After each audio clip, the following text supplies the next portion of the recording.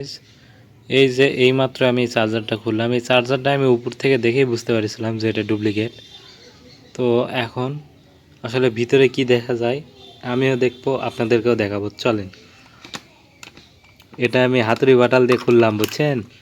তো আমি অনেক প্রফেশনাল ভিডিও দেখেছি যে এই উপর দিয়ে খোলা যায়, এবার আপনারা কোনো স্কোপ নাই খোলার। তো যাই হোক, কাজ দিয়ে এরা কোনো মতো ওয়েট বানায় রাখছে। কাজ আবার হাতে লাগে, হাত কাটে নাকি। এই যে দেখেন এই কাজটা এই কাজটা দিয়ে ওয়েট বানায় রাখছে। আমার কাছে ওয়েট মাপা মেশিন থাকলে দেখাতাম। এই যে দেখেন, আর বাদ বাকি ভিতরে মডিউলটু। তো এই মডিউলটাও বার করে দেখাবো, আশা করি দেখতে পাচ্ছেন কি অবস্থা। জাস্ট মনে করেন যে একদম সিম্পল একটা পিসিবির উপর এগুলা বেস করে আছে। তো এই জন্যে অরিজিনাল চার্জার ব্যবহার করা উচিত। এইটার কি অবস্থা দেখেন একবার। আচ্ছা থামেন থামেন, আমি একাই কি জন্য সুন্দরভাবে দেখবো, আপনাদেরকেও দেখার সুযোগ করে দিই। আপনারা আমার অডিয়েন্স বলে কথা। এই যে দেখছেন এইভাবে সেট করা থাকে, এইটা হচ্ছে আপনার ওই ভিতরে এই পিনের সাথে যুক্ত থাকে, বুঝছেন।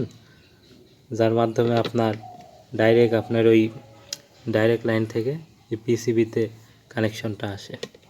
তো কানেকশন আসার পর এই যে দেখতে পাচ্ছেন এখান থেকে একদম সিম্পল। আপনারা একটা অরিজিনাল চার্জার যখন খুলবেন তখন আপনারা দেখতে পারবেন যে ভিতরের গেটআপ কী অবস্থা আর এইটার কী অবস্থা। এই যে দেখেন কিভাবে কি করছে এরা, বুঝছেন।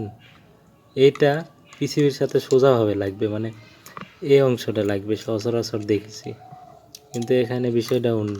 আচ্ছা যাই হোক, এটা একটা ডুপ্লিকেট প্রোডাক্ট। তো আপনারা সাবধানে কেনাকাটা করবেন, আর অবশ্যই ট্রাস্টেড কোনো একটা জায়গার থেকে কেনাকাটা করবেন, যাতে আপনাদের এগুলো নিয়ে ভোগান্তি না হতে হয়। অবশ্যই অরিজিনাল চার্জার ব্যবহার করতে হবে।